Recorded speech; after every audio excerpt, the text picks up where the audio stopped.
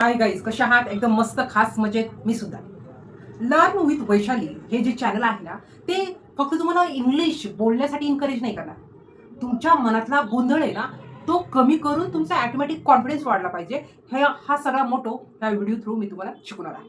तर आज आपण काय पाहणार आहोत माहिती आहे? आपला जे चॅलेंज दिलंय 100 डेजचं, त्यातला आज 5वा दिवस आहे. तर डे 5 ला आपण घेतोय की जी क्रिया चालू होती भूतकाळामध्ये तिच्याविषयी बोलणार आहे. पण लॉजिक काय आहे माहिती? म्हणजे दर वेळेस जो मेन मालक आहे ना घराचा, तो बदलला की त्याच्याबरोबर जो हेल्पर असतो ना घरातला, तो पण बदलतो.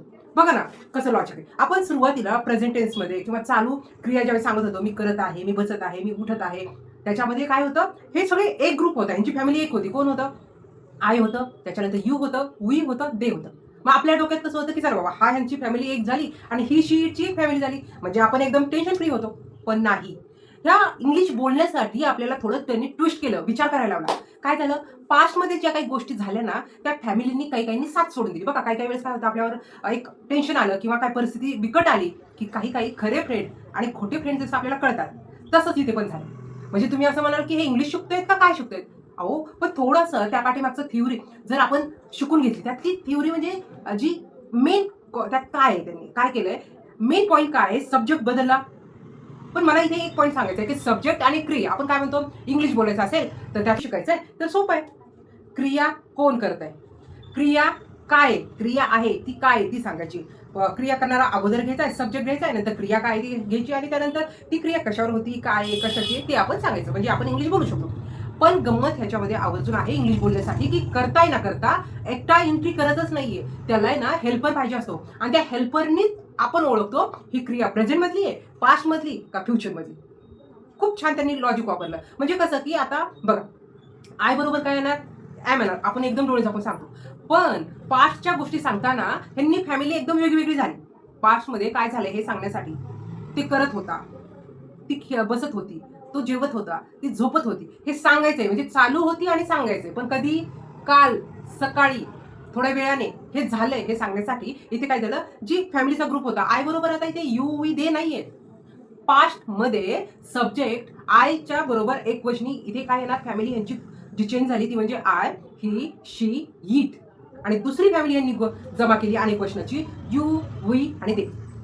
तर आता जे हेल्पर आहेत ना, हेल्पर प्रत्येकाचे वेगळे, जसं आईचा हेल्पर वेगळा असतो, मुलांचा हेल्पर वेगळा असतो, तसं झालं.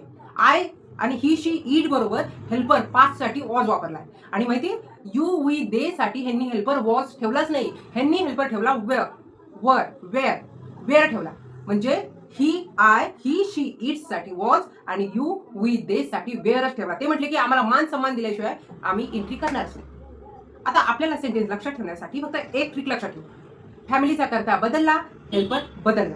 एवढी एक ट्रिक लक्षात ठेवू. एकदा हेल्पर आणि करता एकटा येत नाही. करता हमेशा आपल्या बरोबर एक जण सपोर्ट, म्हणजे सपोर्टिव्ह व्यक्तीच ठेवतो हेल्पर, आणि त्याच्यानंतर मग क्रिया आली, त्याच्यानंतर ऑब्जेक्ट आला. तर आता जे आपण बोलणार आहोत कंटिन्यू साठी, म्हणजे जी भूतकाळात गोष्ट झाली तिच्याविषयी जर सेंटेन्स काही करायचे असेल तर छोटंसं लॉजिक वापरू की इथे काय झालंय, सब्जेक्ट बरोबर जे हेल्पर आले त्यांना आवर्जून लक्षात ठेवायचं. इथं थोडं फॅमिली मेंबरनी थोडं चेंज केलंय. आय बरोबर यू वी दे नाहीये, आय बरोबर ही, शी, इट आहे आणि यू वी दे हे सेपरेट आले. त्याच्यामुळे ह्या 4 जणांसाठी वॉज वापरायचं आहे, 3 जणांसाठी वेअर वापरायचं आहे. थोडीशी ट्रिक थोडी समजून घेऊ आणि सेंटेन्स तयार करू. आता मी तो फॉर्म्युला लिहून ठेवलेला आहे की सब्जेक्ट एकटा येत नाही, त्याला हेल्परच पाहिजे. त्या हेल्परने आपण ओळखायचं, इज आहे का प्रेझेंट, वॉज आहे का भूतकाळ, त्याच्यामुळे हेल्पर आहे. आणि आय एन जी येणारच आहे, आय एन जी येणारच आहे. चला तर आपण सेंटेन्स तयार करूया. तर आज आपण खूप छानपैकी समजून घेतोय की आता मी काय मी सांगतेय, मी आहे ना क्लिनिंग करत होते, I was cleaning, I was starting, मी सुरुवात करत होते, काल सकाळी मी सुरुवात करत होते, आय वॉज स्टार्टिंग. नंतर सांगू शकते I was deciding, I was washing, I was meeting, I was thinking, I was catching, I was fighting, I was sleeping, I was working. मी करत होते करत होते करत होते. आता मी हेल्पर काय घेतला, आय बरोबर वॉज. आता ही बरोबर काय येणार, वॉजच, कारण इथं फॅमिली मेंबर बदललेत म्हणून त्यांनी हेल्पर बदलला. जर आपण अगोदर विचार केला असता तर आपल्याला असं वाटलं असतं इथे बदलणार, पण नाही बदलले. तर he was cleaning, he was starting, he was deciding, she was washing, she was meeting, she was thinking, she was catching, she was fighting, she was sleeping, she was working. तर अशा प्रकारे आपण सेंटेन्स बोलायला चालू करू. त्याने काय होईल, आपला कॉन्फिडन्स वाढेल. फक्त आपल्याला हेल्पर लक्षात ठेवायचं. त्याने काय होईल, आपल्याला काही काही सेंटेन्स लगेच लक्षात येईल. हेल्परमुळे आपल्याला एक ट्रिक आली बघा. काही काही गोष्टी आपण एक इमॅजिन करतो, तशा प्रकारे इथे झालं. शी वॉज आलं की आपण ओळखायचं हे पास्टमध्ये काहीतरी बोलताय. तर शी वॉज क्लिनिंग, ती क्लिनिंग करत होते. कधी, काल सकाळी. तर she was cleaning, she was starting, she was deciding, she was washing, she was making, she was thinking, she was catching, she was fighting, she was sleeping, she was working. आता it हे निर्जीवसाठी पण वापरताय, त्याच्यामुळे आवर्जून आपल्याला it ला respect द्यायचा आहे. तर it was cleaning, it was starting, it was deciding, it was washing, it was making, it was thinking, it was catching, it was fighting, it was sleeping, it was working. मध्ये आल्यामुळे मी थोडा gap घेतला आणि परत continue, कारण आता मला skill शिकवताना मला स्वतःला पण खूप भारी वाटतंय. त्याच्यामुळे मी ब्रेक जरी झाला तरी कंटिन्यू करायचा प्रयत्न करते, कारण खूपदा असं होतंय शिकायचं परत राहून जाते. शिकायचं असं तुमच्याबद्दल पण होत असेल, पण ह्यावेळेस ना थोडंसं चॅलेंज द्या आणि खूप छान फ्लुएंटली इंग्लिश बोलण्यासाठी स्वतःला तयार करा. आता आपण जे घेणार आहे म्हणजे फॅमिलीचा जो दुसरा भाग येतो तो म्हणजे काय, यू. ज्यांनी आईला ह्या ग्रुपमधून आता बाजूला केलेलं आहे त्याच्याशी आपण आता बोलणार आहे. तर यू ने हेल्प ज्याची घेतली तो आहे वेअर. म्हणजेच काय की तू क्लिनिंग करत होता. होता म्हणजे वेअर. तर आपण कंटिन्यू करू. यू वेअर क्लिनिंग, वी नाही हेच पूर्ण करू. You were starting, you were deciding, you were washing, you were meeting, you were thinking, you were catching, you were fighting, you were sleeping, you were working. अशा प्रकारे आपल्याला sentence बनवायचं. कायचं लक्षात ठेवायचंय की करता हेल्पर घेतल्याशिवाय एंट्री करत नाही. म्हणजेच वी हेल्प घेतोय वेअरची आणि नंतर ती क्रिया काय झाली ते सांगण्यासाठी तयार करतोय. तर आम्ही क्लिनिंग करत होतो. तर we were cleaning, we were starting, we were deciding, we were deciding, we were washing, we were meeting, we were thinking, we were catching, we were fighting, we were sleeping, we were working.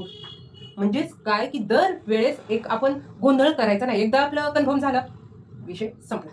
नंतर they were cleaning, they were starting, they were deciding, they were washing, they were meeting, they were thinking, they were catching, they were fighting, they were sleeping, they were working.